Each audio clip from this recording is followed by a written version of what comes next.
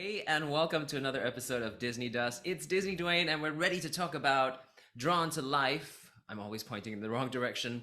It is happening at Disney Springs in Florida, Walt Disney World, and that's the downtown Disney for Orlando. And it's by Cirque Du Soleil. Previously, they've had Nobu performing there. I believe that was what it was called, right? Lanuba. It's not Nobu, it's Lanuba, and that was also by Cirque du Soleil. But it was about time. It is about time that they do something that's Disney related, and Disney's this Drawn to Life is basically the first time that Disney is putting their IP, as you can see over here. Peter Pan is there, Mickey Mouse. Disney IP is in the show, so it's the first collaboration between Cirque du Soleil as well as Disney.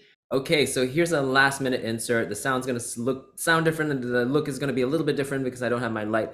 I just wanted to add that, being a Disney IP sort of a show, I was hoping to see more of that and actually hope to hear also more of the songs, but unfortunately this wasn't the case.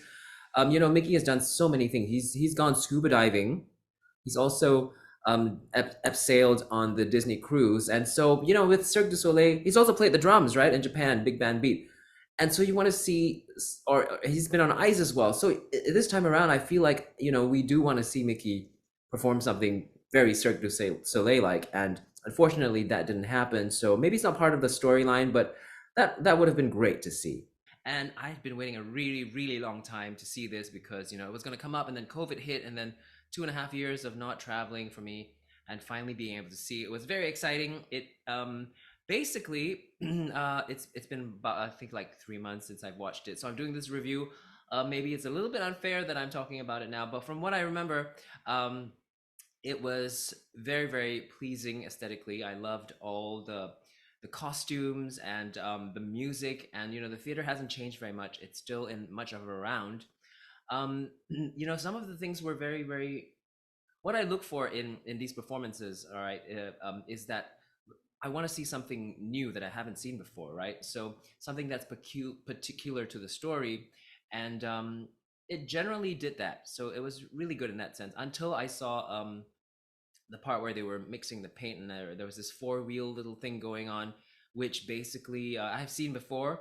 So at that point, if it's sort of a repeat of something that I've seen, of course this is just specific to me. I want more. I would want more storyline. I wouldn't want it to be so abstract, which it kind of was. Most of it was pretty abstract. It was referring to um, you know um, drawing and artwork and paint and things like that. So it was pretty abstract. Like, especially at the first part, I wasn't sure what those what the ensemble were. Were they pencil shavings? I really couldn't tell. And I guess at some point I did want to know what was going on, especially if it was too vague for me. Certain abstracts work, but certain don't. My main gripe, though, is that the focal point of where I'm supposed to be looking at wasn't very clear all the time.